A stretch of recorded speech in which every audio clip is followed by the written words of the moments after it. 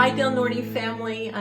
We are welcoming you into our home today, and we want to do some praise and worship with you. So welcome, and we hope you're having a great day. We're going to be singing two songs that talk about the name of Jesus and how He's with us, whether we're in a high point in our life or a low point, that we can bless His name through song. The first one is Blessed Be the Name, and the second one is Blessed Be Your Name.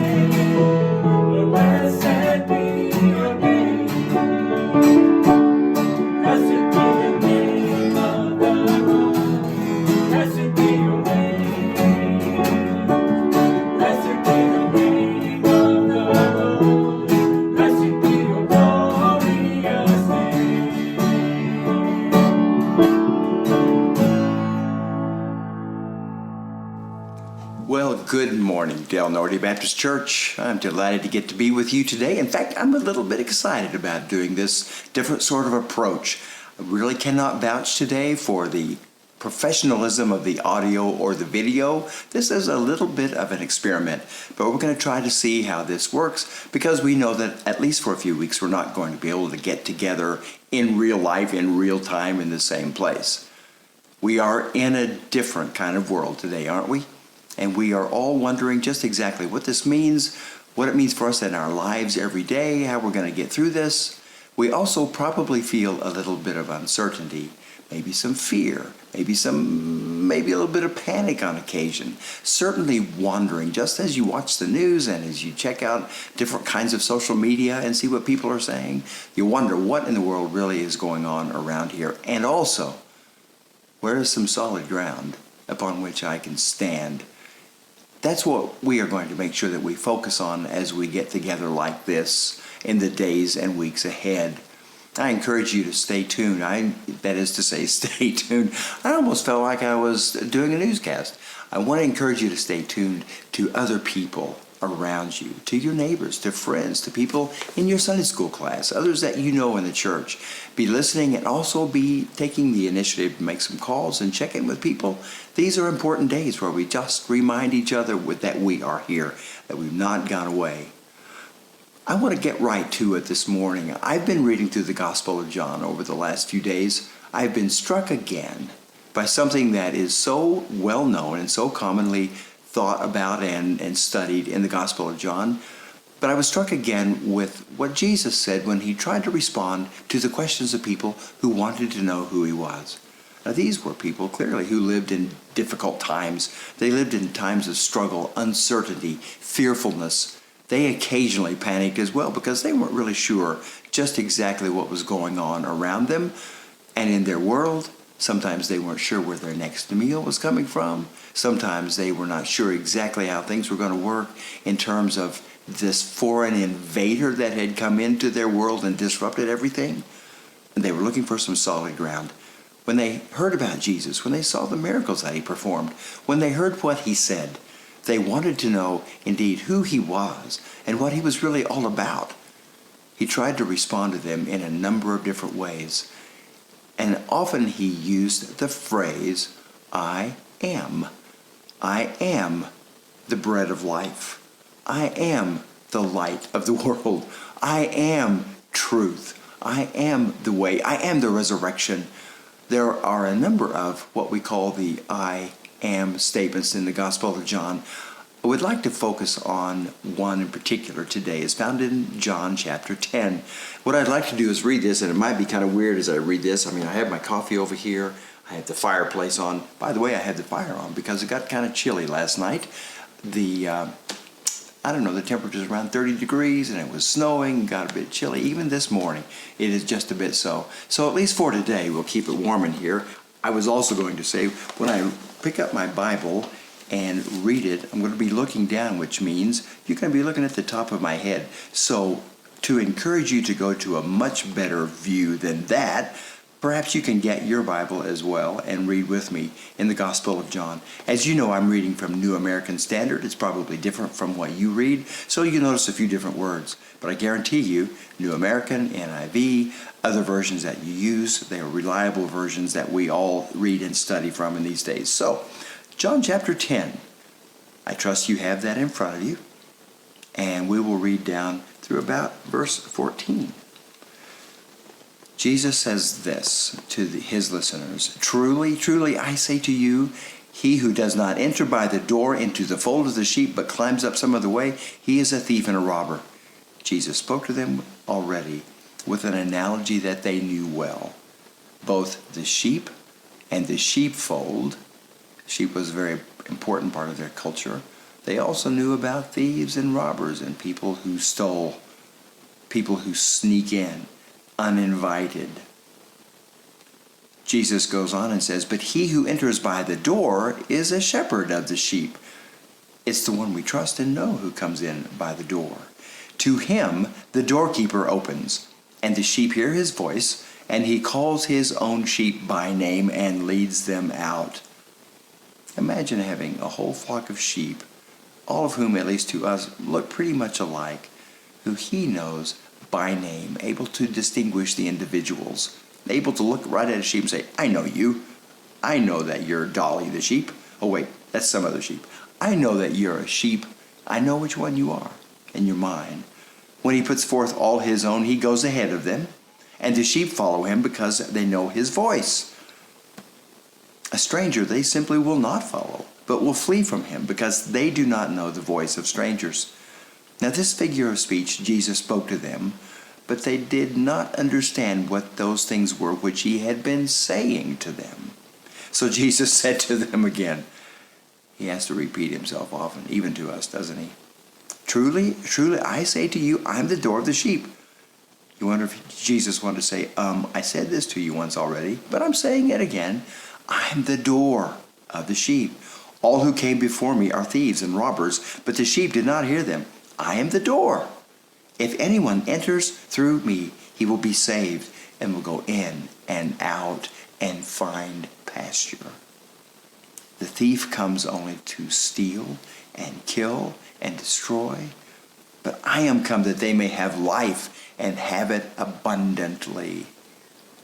I'm going to make sure that my sheep are safe, that they are kept well, that they have what they need and more than what they need, that they may have life and have it abundantly. I am the good shepherd. The good shepherd lays down his life for the sheep. He who is a hired hand and not a shepherd, who is not the owner of the sheep, sees the wolf coming and leaves the sheep and flees, and the wolf snatches them and scatters them. He flees because he is a hired hand and is not concerned about the sheep. Jesus is making a point here.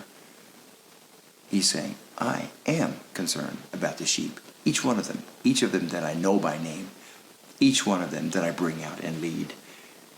I am the good shepherd, and I know my own, and my own know me. Let's reflect on this text just for a moment. Jesus calls himself the door. He's the door. He's not even the doorkeeper. Notice he makes a distinction. In verse 3, he refers to the doorkeeper. We're not sure who that guy is. Probably somebody who stands outside the door, makes sure it's latched, and probably takes a nap there. Probably maybe spends a good bit of his time at the door. But he knows when the shepherd shows up, and he makes sure the door gets opened. So we won't spend much time thinking about who the doorkeeper is, but we will think about who the shepherd is. And we'll think about who the door itself. So Jesus says, I'm the way in. I'm the way into life. I'm the one you've been looking for all your life. And it's through me that you can have true life, real life, eternal life. I'm the one through whom you come into safety. And when you go out and to pasture, I'm the one who will lead you. I'm the door. You go in and out through me. Jesus is the access point. Make no mistake about that. There's really no other way into the sheepfold except through the door, through Jesus. He makes reference to himself as the door several times here in verse 1 and in verse 9. Jesus also says, now, I'm also the shepherd. Okay, I'm the door and I'm the shepherd. This is critical for us to understand. He says, you'll hear my voice and you will know it. I read that and I say, how do I know his voice? How do I really know his voice? I mean, does he speak in English? Does he speak audible words? Does he speak right out loud so I can hear him? There have been a time or two in my life when I wondered if I heard an audible voice, but I don't really think that's common or normal. How do I hear his voice? When he speaks, does he speak with a Middle Eastern accent? Is he speaking my language? Or is it more soft and quiet, a still small voice that really is not so much words as it is a nudge or a prompt or a thought? Or yes, even a feeling, some sense that there's someone speaking and it's someone to whom I should listen. But how do I know it's his voice? Well, how do you know the voice of anyone that you know and love and trust? When you have a good friend and that friend calls you up on the phone, you hear that voice, you don't even have to ask, who is this? You know already because you've had enough conversations with that friend that you know even the slightest inflection and the nuance. You know what that friend is feeling by the tone of her voice. You know what that friend is thinking. as he starts to say the words and unfolds the thoughts that he's got in front of him. You know his voice because you're so familiar with that person who's been a part of your life. It's the same situation with getting to know Jesus' voice. You know what we have to do to really know it's him speaking? First of all, we have to get quiet. That may be the hardest thing to do in our world because our world is so noisy. There are a lot of people on television, on radio, in various social media outlets, people who are tweeting constantly, people who make a lot of noise. And then when it's not people talking, it's music or it's other kinds of things with which we fill the air around us. Occasionally, in fact, I would say more than occasionally, you and I have to turn everything off. Sometimes when we're talking to our kids, we say, you know, it's time for you to take a social media break, take a vacation. Or I've heard the word fast. It's time for you to do a social media fast. Turn everything off. Get away from stuff. How are you really going to get to know Jesus' voice if you don't listen? If you don't get really quiet? Because what if he is speaking softly? What if he's speaking quietly to you? The only way you're going to hear him is if you get rid of all the distractions. Distractions are easy and cheap. And we fill our lives with them. Jesus says, hey, I'm trying to talk to you. Do you want to know what I have for you? Do you want to know where the solid ground is? Do you want to be able to go in and out easily? Do you want to go out and find pasture, he says, referring to the sheep? You're going to have to listen and get to know me. I encourage you to make time every day. Set aside time every day to sit really still, really quietly. Turn everything else off. Now you listen, of course, simply in a prayerful mode, in meditation, where you just simply say, Lord, I'm sitting here now. I'm being quiet. Come into my heart and into my mind. Maybe that the thoughts now that I think are thoughts that you put there. Speak to me so that I know it's your voice. I guarantee you, if you get into that practice and listen, practice the discipline of silence, you will begin to hear. You will begin to recognize his voice. But how do you know for sure that it's his voice? Well, you make sure that you check it with what his book says. That's why at the same time you're listening, you're also reading. You read a text just like this one. This past week I had a conversation with someone who had read a chunk of the Bible, and he said, I still don't get it. In fact, he says, I still think it's just so much social construct, something just made up by people who needed something to believe. And that we believe it simply because we want to believe it. That's not uncommon. In fact, that's a pretty fair observation by someone who's still trying to understand what faith, what belief is all about. But I realized as I listened to him talk that really the only way you get to really hear Jesus and also know that what you hear is his voice and what he's saying is you read his book. If you read for a while, if you stop and think for a while, if you read a bit more, and then you stop and listen, pretty soon you'll know his voice. And you know that what you're hearing is truth, because what you're hearing squares with what's in his book. Jesus said, you'll know my voice when you let my words go deep within you, and when you spend enough time with me, you'll begin to know it's me and my voice. And then he says, and I know my sheep. I know each of them by name. We touched on that already, but again, that fascinates me to no end. He knows their names, each one of them. Does that mean he looks into this world? He knows the name of every person? Well, certainly he says, I know my sheep. I know those who are mine. I know those who trust me and follow me. Those who are in my sheepfold. So we think about believers. We think about people, the church.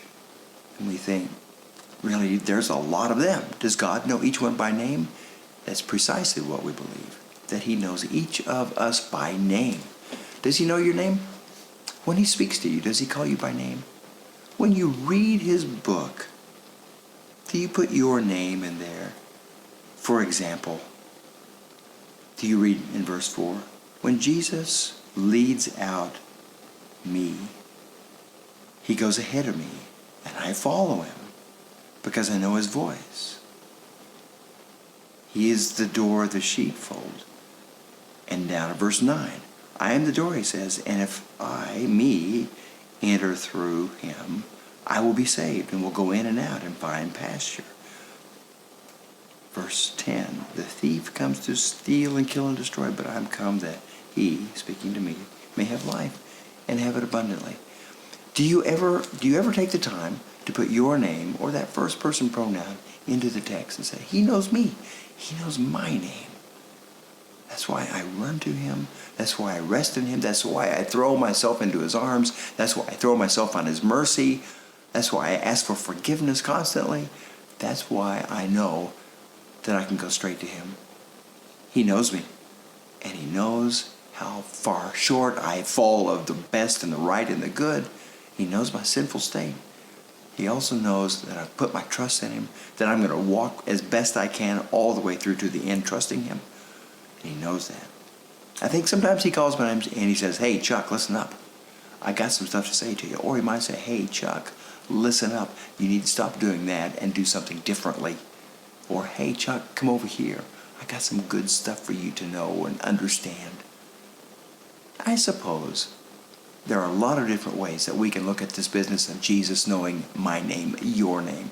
But you and I are not going to falter for one moment as we read this text and think, he doesn't know me. He doesn't care about me. He doesn't know where I am or what I'm going through.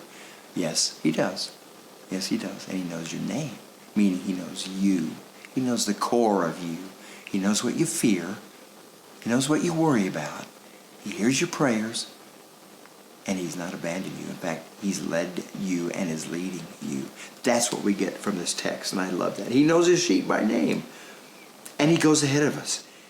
He goes ahead of the sheep. The shepherd sees the lumps and bumps in the terrain. He sees the the pits and the dangerous places and leads the sheep around him. He steers around dangers. He sees what is coming, and he's not caught by surprise by what has come.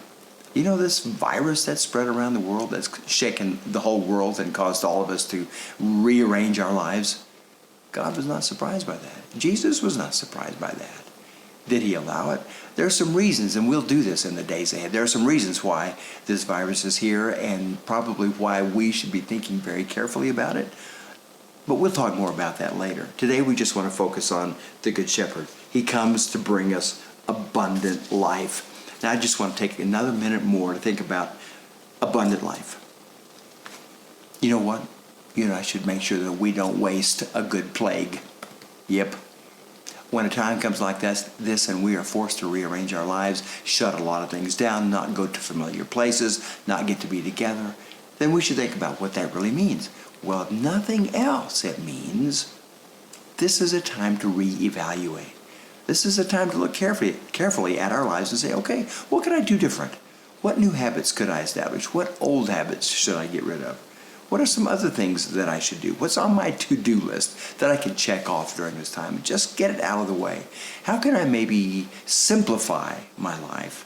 Eat a little bit better, exercise a little bit more, and really come through this maybe being a little bit healthier, a little bit lighter, maybe even a little bit more content with what we have.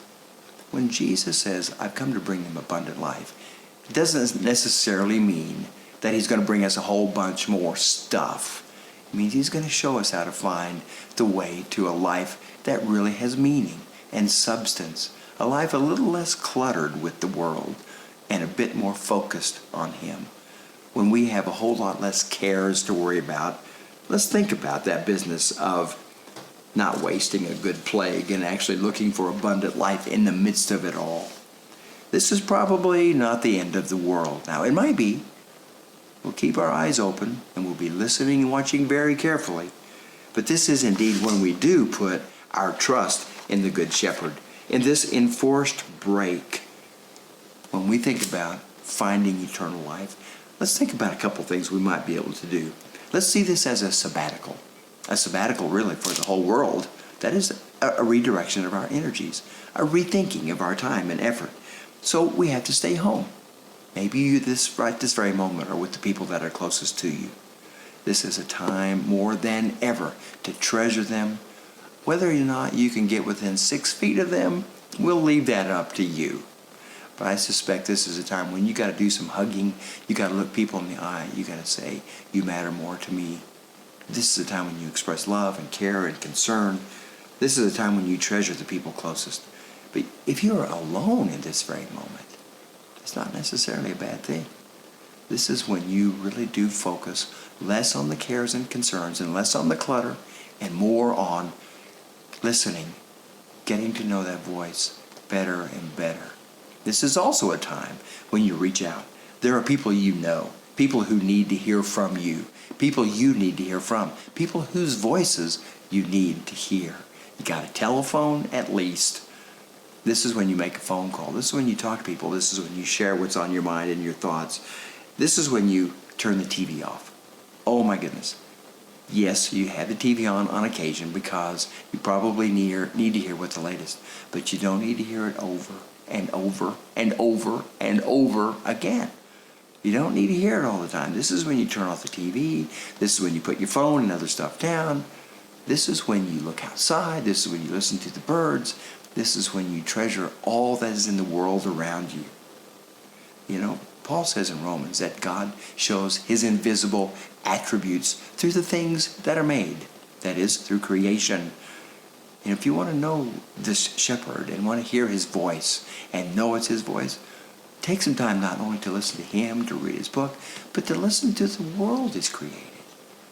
Listen to the things that are around you in the world. This is when you take a break from all the overload, all the things that waste your time, all the things that distract you from what matters the most. Might be when you catch up on your rest. I discovered after I was sent home from my other job and we were told to work from home how much I might enjoy working from home, how I might be able to take a nap right in the middle of the day. I'm not sure I've figured out how to do that yet, but it might be a possibility down the road. But catching up on rest, eating right, feeling better, getting some exercise, go for a walk. This is an amazing time when the whole world has almost come to a screeching halt and there's a lot of things about which we're concerned that we can say, okay, I'm going to do some things differently. I'm going to catch up on my to-do list. I'm going to do something really old school. I'm going to try to write some letters. There are some people with whom I've not been in touch for a long time. They will be shocked to no end when I write them a letter and they get it in the mail. This is a good time to take stock of our lives. Jesus said, I've come to bring you abundant life. Are you taking advantage of that? Or is it still cluttered with all the stuff the world throws at you? Jesus says, don't let the world throw stuff at you and let it burden you and bury you and put you down. Look up, look out. Be aware that he has things for you which you cannot imagine. Abundant life. Take stock. Shave off some of the stuff that doesn't matter so much. Add to it the things that really matter a lot. Break some old patterns. Begin some new habits. Well, the church is not gathering, and it may be a while. We don't really know. We said a couple of Sundays. Could it be longer? Very possible. Stay tuned. Don't be surprised. And don't be too saddened by that. We do grieve some over the decision to not meet as a church, but we understand it. So we say, okay, since we're in this situation, what can I do to experience abundant life while I'm still the church, but I'm not gathered as the church? So the church and the world, not gathering, not meeting. You can call members of your Sunday school class. Hopefully a deacon or someone else from the church will call you. Well, we trust that will be the case. We'll call you and say, hey, how you doing? Do you need anything? What can I pray for with you? These are the kinds of things the church does. The church also is known in the whole wide world by the way it reaches out to neighbors. There's going to be somebody close by. You don't have to necessarily get out your door. You still got to stay 6 feet away. Yes, but there may be somebody come across your path in the next day or 2 or 3 to whom you can give an encouraging word, a hopeful word. You might even say, I know where you can find solid ground. I know how you can find a place to live and even experience abundant life when the whole world has gone crazy. I'm praying for that for you and trusting that God today will speak into your life that He will lift up your heart, that He will lift up your mind, that you will see things in bright new ways because of Him, because the Good Shepherd is right there with you. He's leading in and out into the world. He'll help you find pasture. That is where you find something to drink and something to eat. He'll take care of the wolves that might be lurking around. He's going to be with you. He is with you. Let's trust that today and walk with Him. Thank you again for spending a few minutes with me. I look forward again to having some time like this. But you know what I really look forward to is when we get to be together again in person. But until then, Lord God, be with these, my friends, fellow believers, fellow travelers in this journey. Lift them up. Keep them close to you. Remind them that you are with them, that you do not abandon them, and that you provide abundant life, no matter how crazy the world is all around us. We look forward to what you have in store for us today, and we give you thanks in Jesus' name. Amen. God be with you this day.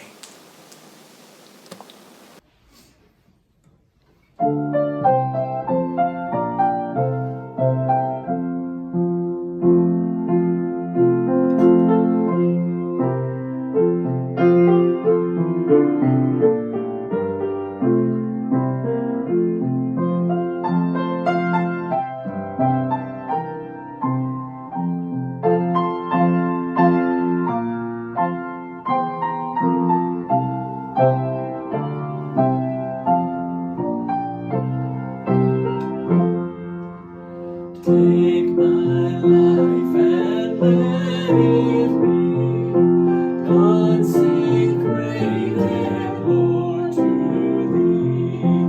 Take my hands and let them move at the impulse of Thy love, at the impulse of Thy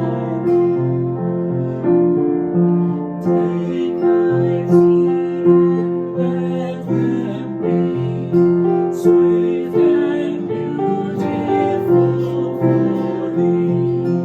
Take my voice and let me sing, always only for my King, always only for my King. Take my silver and my gold, not of my wood I withhold. Take my moments and my days, let them flow in ceaseless praise, let them flow in ceaseless praise. Take my will and make it Thine, it shall be no longer mine. Take